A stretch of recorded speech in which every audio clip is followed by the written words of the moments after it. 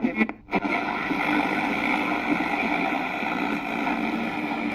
one intervened, Obita.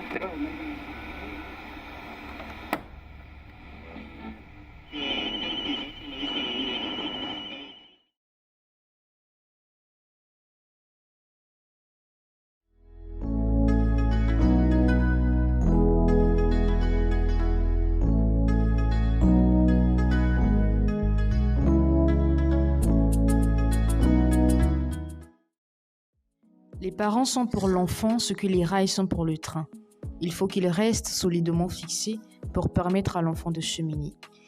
Bonjour chers scribes, que nous sommes tant heureux de vous retrouver aujourd'hui pour un nouvel épisode. Alors aujourd'hui nous traitons d'un thème. Les parents font-ils toujours de bons exemples? Les parents sont ceux-là qui nous ont élevés. Les parents sont ceux-là qui se sont sacrifiés toute notre vie pour assurer notre éducation. Les parents sont ceux-là qui se sont sacrifiés pour que nous ne manquions de rien. Ces parents-là, ils ont beaucoup de qualités, mais quelque part, ils ont également des défauts. Je suis avec JM comme d'habitude. Bonjour JM, j'espère que tu vas bien. Et est-ce que tu peux nous donner une impression du thème d'aujourd'hui? Oui, salut Donny, je vais très bien, j'espère que toi aussi. La question d'aujourd'hui est pour moi, et je pense pour toi aussi et pour la plupart des gens qui nous suivent, très très importante. Parce que les parents, lorsqu'on grandit, souvent on les idéalise. C'est-à-dire qu'on voit en eux des gens qui sont parfaits, des gens qui ne font pas d'erreurs.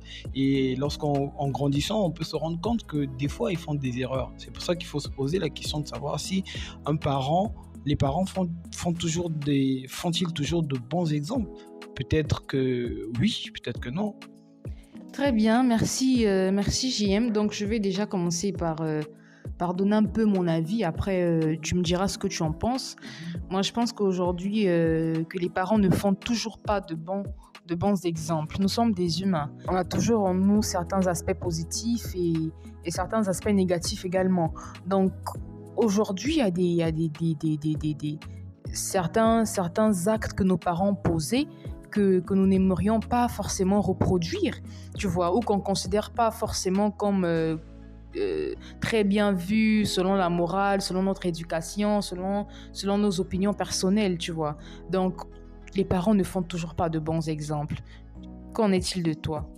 Tous les humains sont perfectibles, donc aucun humain ne peut se dire aujourd'hui qu'il est infaillible. Et donc, c'est le cas aussi pour les parents. Donc, ils ne peuvent pas toujours faire de bons exemples dans le sens où ils ne peuvent pas toujours être des modèles sur tous les sujets.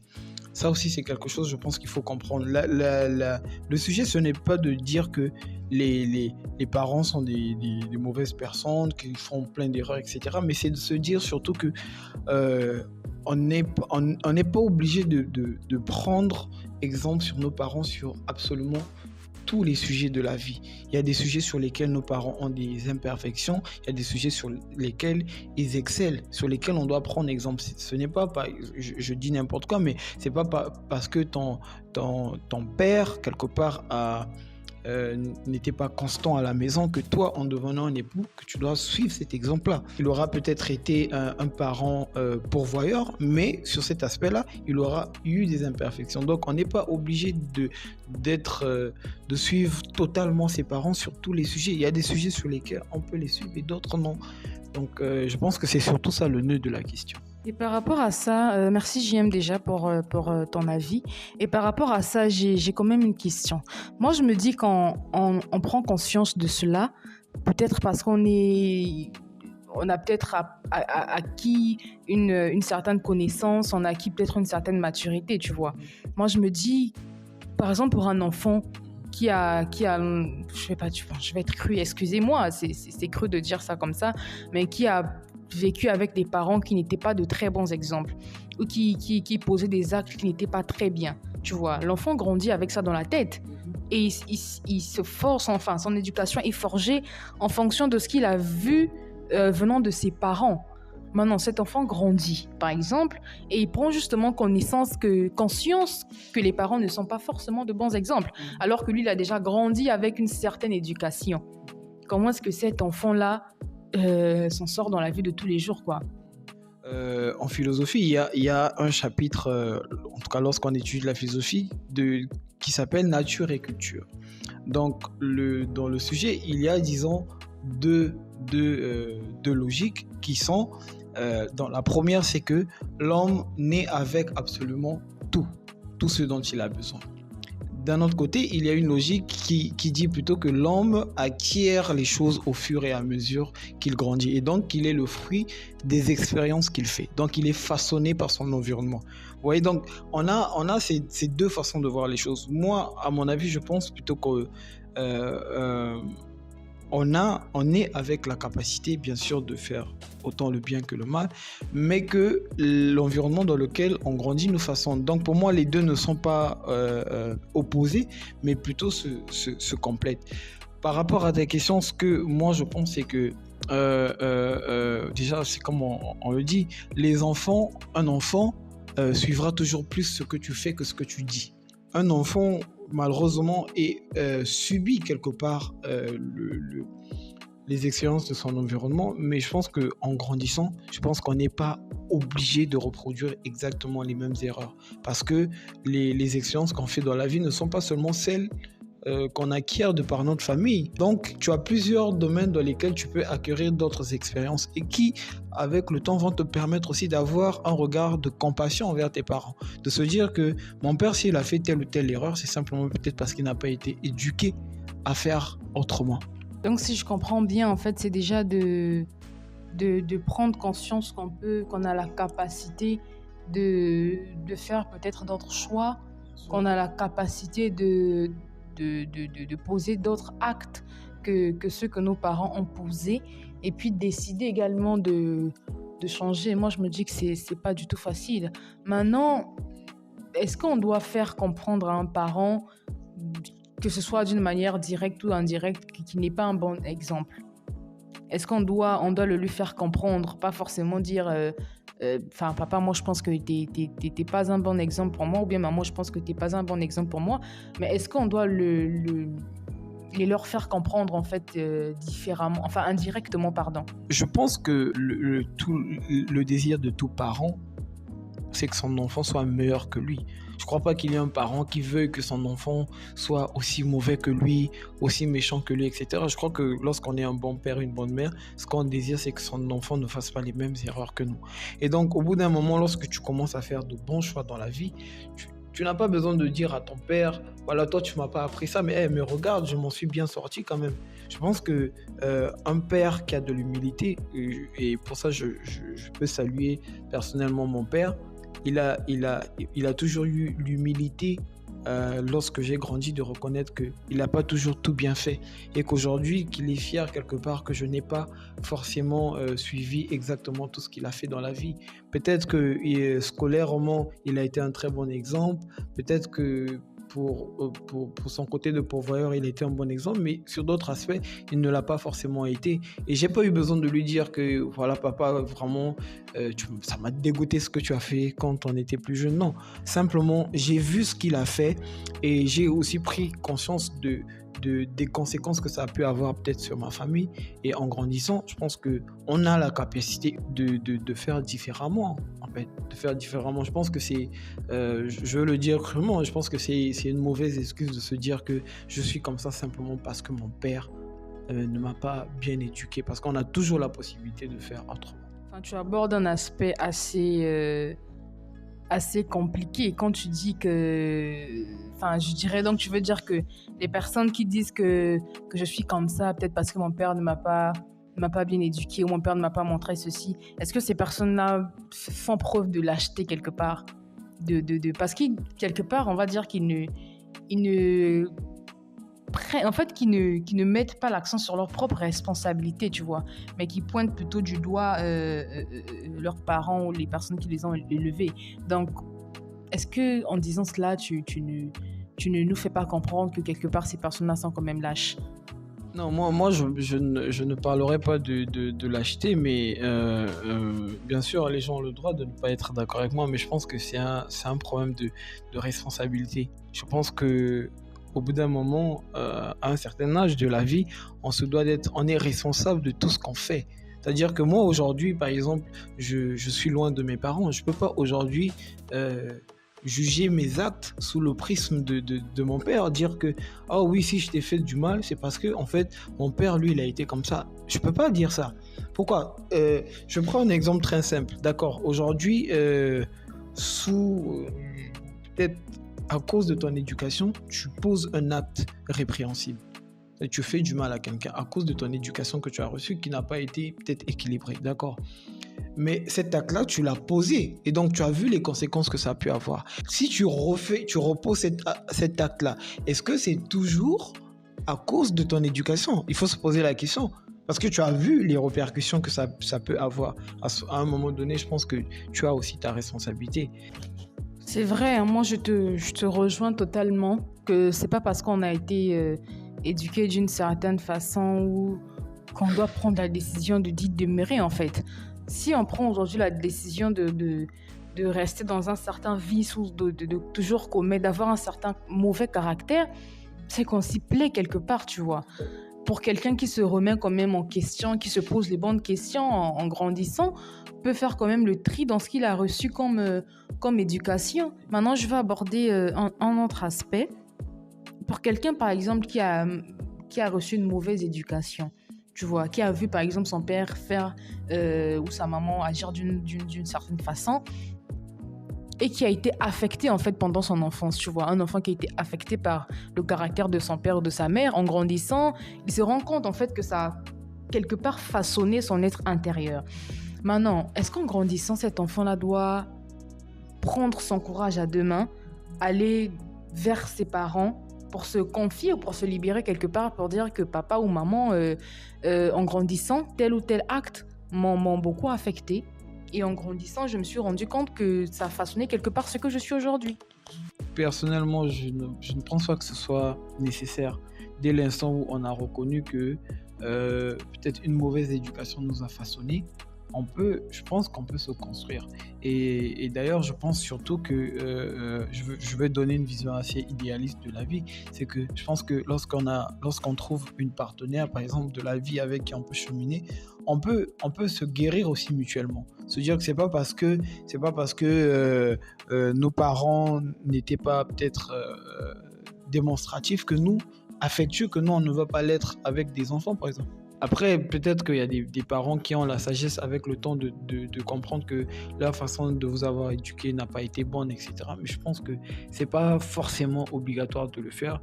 Si tu le fais et que ton papa a la possibilité de le reconnaître, de se dire qu'il y a une autre façon de faire, d'accord, mais s'il ne peut rien t'apporter d'autre, ça ne sert à rien, à mon avis. Ouais, c'est très important ce que tu viens de dire, JM. Et puis tu poses aussi un point très important. Quelque part également, nos parents ne font pas de bons exemples sur certains aspects de la vie. Ils ne font pas toujours de bons exemples bien sûr, sur certains aspects de la vie, peut-être à cause justement de ce qu'ils ont reçu eux, de ce qu'ils ont reçu comme éducation. Je vais prendre par exemple l'exemple de ma mère, tu vois. Maman, c'est quand même quelqu'un qui n'a pas eu une enfance très, très, très, très, très facile. Elle n'a pas eu une enfance très facile. Et en grandissant, justement, même en se mariant, ce passé-là commence à se matérialiser dans ses actes et dans sa façon de parler, tu vois. Et je me suis rendu compte que même en grandissant, que ces actes m'ont beaucoup affecté, tu vois. Et c'est justement en atteignant une certaine maturité que je me suis rendu compte que c'était à cause de ce qu'elle avait pu traverser comme enfance, c'est à cause de ce qu'elle avait pu ressentir, de ce qu'elle avait pu recevoir comme éducation. Donc en grandissant, je ne lui en voulais plus du tout par rapport à certains actes qu'elle posait ou par rapport à certains caractères qu'elle manifestait vis-à-vis de moi ou vis-à-vis de mes frères. J'ai plutôt eu de la compassion, tu vois. Donc c'est vrai que nos parents ne font toujours pas de bons exemples, mais il y a peut-être des sources à cela, quoi. Les choses que tu reproches à tes parents aujourd'hui, sache-le qu'un jour, peut-être tes enfants vont te reprocher la même chose. Et s'ils n'ont pas ce regard peut-être de compassion envers toi, c'est sûr que ça te fera du mal. Je pense qu'en grandissant, c'est bien aussi de dire à nos parents, papa, moi je me souviens avoir écrit un mot pour ma mère où je lui ai dit que je lui étais reconnaissant de tout ce qu'elle avait fait pour moi et que je comprenais qu'elle ne fût pas parfaite, mais que ça ne diluait pas la valeur qu'elle avait à mes yeux. Et ça, je pense que, et elle m'a dit que ça l'avait beaucoup touché parce qu'en grandissant, j'ai compris que les erreurs de gens ne font pas nécessairement leur valeur. On peut avoir fauté et toujours être quelqu'un de bien, quelqu'un de valeureux, etc.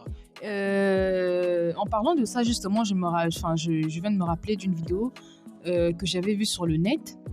Et c'était une maman, c'était une toxicomane. Et chaque fois qu'elle prenait, par exemple, des substances nocives, elle avait tendance à errer dans la rue, à ne plus rentrer à la maison, à se comporter bizarrement, tu vois, à s'humilier limite. Donc, un jour, je pense que son petit garçon, il avait peut-être que 5, 8 ans, peut-être ou 7 ans. Et un jour, en fait, son petit garçon, justement, il tombe sur sa maman dans la rue.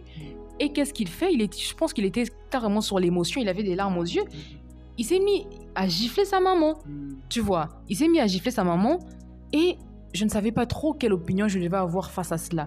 Tu vois, par exemple, c'est quand même un petit garçon, il se dit, je suis jeune, maman, elle se comporte comme ça. Donc, quelque part, je suis quand même révoltée par rapport à l'acte que maman vient de poser. Mais ça reste quand même ma mère, tu vois.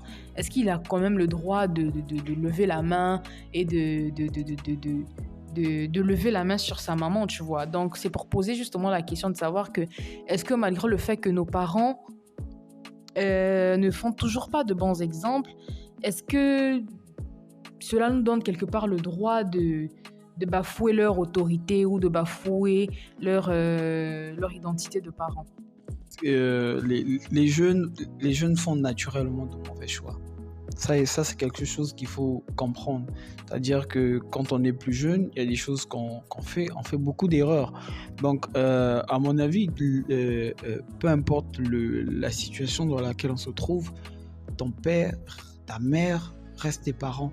Et d'ailleurs, pour ceux qui ont la foi, qui croient, l'un des commandements justement de la Bible, en l'occurrence, c'est honore ton père et ta mère. Et on ne dit pas honore ton père responsable, honore ton père qui fait de bons choix. On dit simplement honore ton père et ta mère. Ce qui veut dire que la simple identité de parent qu'il a suffit pour que tu lui doives du respect, pour que tu lui montres ton respect, pour que tu l'honores.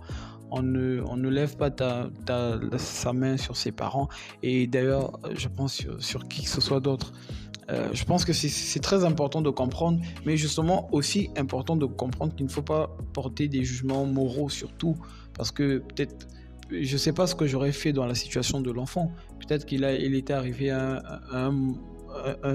un niveau très compliqué, etc., où il a fait ça sans réfléchir, mais sans l'excuser, bien sûr. C'est simplement ne pas porter de jugement moral sur les gens, mais de dire quand même que, quoi qu'il en soit, un parent, ça se respecte. On n'a pas le droit de lever la main sur ses parents, sur sa sœur, sur son épouse. Voilà. Merci JM, je suis également d'accord avec toi, bon lecteur de la Bible. J'ai une toute petite dernière question à te poser. C'est vrai qu'on ne lève pas la main sur nos parents, peu importe les modèles qu'ils peuvent constituer pour nous. Mais est-ce que tu ne penses pas que quelque part, le fait que nos parents peuvent, dans certains domaines, constituer de mauvais exemples, pousse l'estime qu'on peut leur porter à être réduit? Tu vois, par exemple, moi, je prends le cas de moi. Je sors dans un milieu, par exemple, des jeunes, peu importe le milieu. Je croise mon père avec une concubine, alors qu'il est marié à ma mère.